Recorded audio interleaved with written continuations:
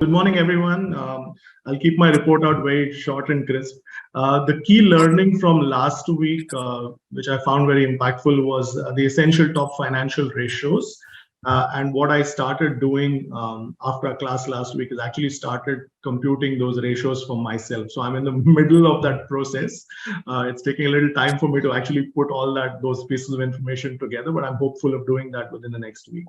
And I found that a very powerful learning which we can implement with our potential coaches. So thank you for that. So I mean, we're going to go out there and be coaches to apply some of the concepts and some of the ideas for our future coachee. I think we're going to start with ourselves first, huh? Yes. Correct. And that's what Indranil did. Use those things and just check it out. So it doesn't matter where you are. I mean, you can always progress somewhere. But at least awareness is important. Right. All right. So next person to volunteer to share. Eventually, everybody will have to share. All right. Go ahead, Sharon. Yeah. Good morning, everyone. Good morning, Casey. Okay. My key idea is really the one that struck on my mind is setting financial goal with client on the case study, especially because this one you need to understand better how to set possible financial goal for them. And of course, we can help them to improve their financial well-being. Yep. Okay. That's best. Yeah. Any jump in if you have any comments? Yes. Okay, Ken, no problem. And Pai is raising the hand. Then Lingus also raised the hand. Okay, Pai, go ahead. Thank you, sir. Good morning. Morning. Yes, I'm also learning from last 2 weeks ago. Number one thing is success habits. I learned types of habits in the trainings that reflect me to press some more habits to get more stronger. So some habits I don't have, I need to practice. Second thing is like financial ratio. That is also remind me to arrange where I want to go in terms of the financial matters and all that. So thank you so much. Thank you, Pai. Can you just share one habit, if you don't mind, if it's not too personal, that you intend to put into practice? Habit of perseverance. So perseverance. Okay, very good.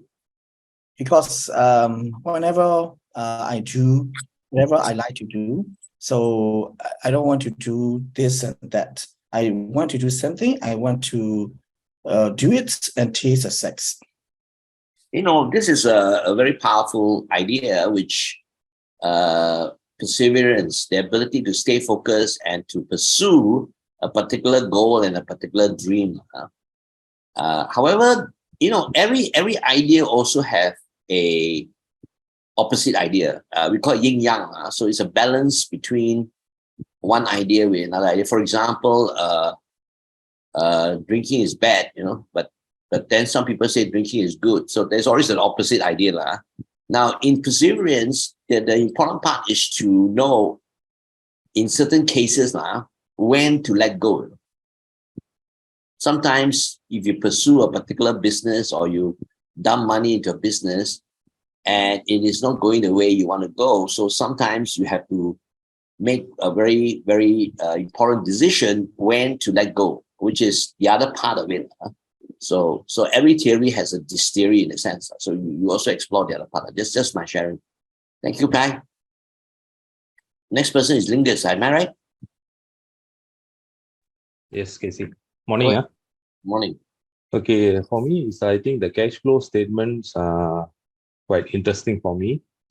Even though it's like a simple statement, it's playing with the numbers, but we setting up the priorities and criticals very challenging. After that, we giving the financial objective like outcome, achievement, and process is like show us how valuable we are the coach to giving the advice on that. It's not easy to give the advice like simply can give the outcome like we do the exercise on that. It's need to very practical one. That's why it's very interesting for me. Yeah, good. Now, one of the things that we need to know how to change is our words that we use, because the words that's used by a coach and the words that's used by a financial advisor or planner is different. So we need to learn to practice the difference. For example, as a coach, we don't put ourselves in a position of advising, although in some cases it appears to be that case. But our main, you may find a little bit of the thin line between that, but we must see ourselves more as guidance, providing guidance rather than to advise them. Advice means to tell you the solution. Guidance means help you find the solution. So there's a thin line between that. So as a coach, we are providing guidance and we are helping the client find the answer for them. And that would be the main frame of what we do. Just to share with you, Nicholas. Okay? All right with you, sir? All right, thank you. Next person. Okay, go ahead, Rui. Okay, morning everyone. Okay, so yesterday I just used the bot analog to discuss with my clients, and then I found that it's very useful for them. They know how to balance the investment and the savings. Okay. I think it's a very useful tool. Excellent, very good. So you use it, and the client is feel that you are not just feel you are educating the client. Yeah, you're sharing some concept and not just selling products, Yeah. Thank you, Rui. Anybody else? Go ahead, Sundram. Yeah. Good morning, sir. Morning.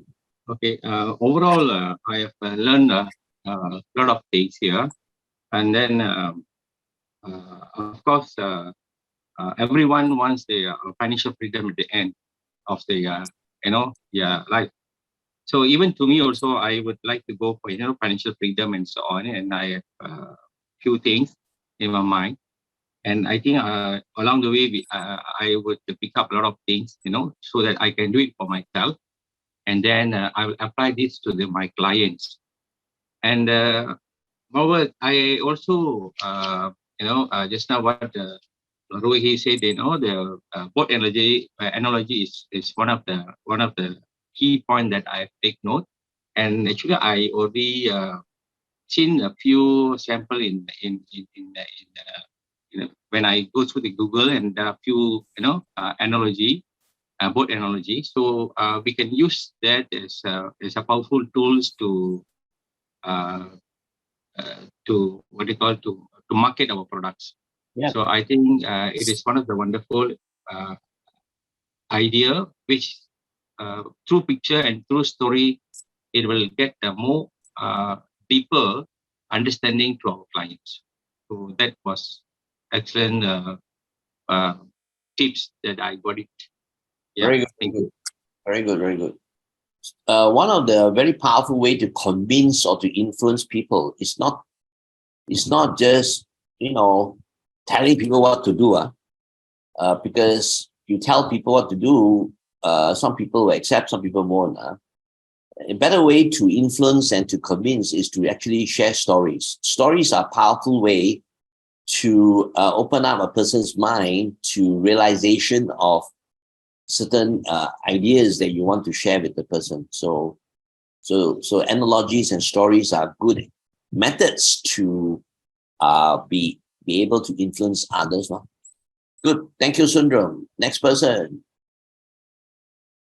Hey, Casey, let me share my point of view, right? So I found one thing very interesting is about this financial health, the health statement or the cash flow statement, right? So that actually kind of give us a focus point. What should we do, or what should we actually tackle in terms of like improving our cash flow, right? So many people actually, I will try to invest, but they could overdo it until that's they are become like a shortage of cash flow, right? So that financial statement itself is so powerful that hey, this is your health check report, right? So you should do something about where is your weakness, and maybe leverage on the where is your strength, right? So that is so powerful. And just the second point of view is also that talking about this habit, okay, the money habits. I actually want to more emphasize on the money belief is the ultimate thing that we have to change or make the change for the client, because the money belief will lead to this change of the money habits. It's actually naturally it will come. If you don't believe on something, you will never do that thing one, no? Okay, so you have to believe on that thing, then only you will take action to it, right? That is a natural way. Yeah, that's my point. Very good, very good, very good. So if you don't believe in property, you'll never buy property. So it's what you believe in. So some people's mind are quite stuck onto certain things, you know. Now, Alex talk about cash flow. My sifu, you all know my sifu, Robert. When he teach the area, he always emphasize cash flow. You know? That's why his board game is not called profit game, it's called cash flow game. And his diagram is not profit quadrant, it's cash flow quadrant. You know? So a lot of emphasis on cash flow, which some people neglect, which Alex had brought up. Thank you, Alex. Let's move on. How about if I now tell Michael? Go ahead, Michael.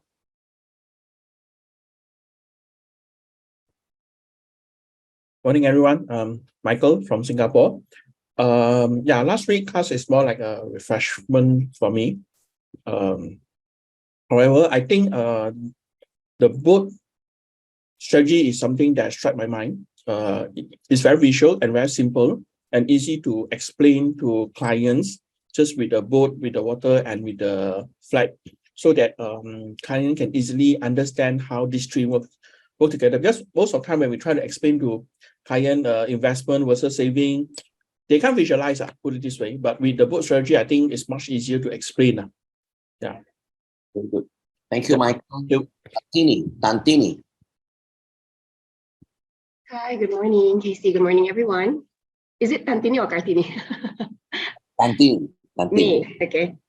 All right. So hi. So I just would like to share, like, in general, basically, what I, throughout the sessions and all, I found that although a lot of people like look at finance, when they say finance, it's people think of numbers immediately. But for me, going into it, it's more to, about our habits, or about our mindset, and it's the general perspective. So if we become financial coach, we have to understand our clients in an overall manner, not just the number wise. Number wise is just a small part of it. So yeah.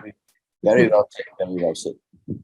You know, at the end of the day, if we focus purely on the numbers, which is relevant and important, but at the end of the day, if the client never eventually shifts some of the beliefs and therefore change some of the habits, whatever you do, he will go back to the same situation.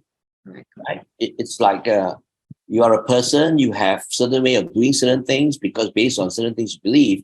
So if you guide the person and ask him to change some financial thing, he will, maybe for that time being, but as he proceed in life, he will go back to the same habit, the same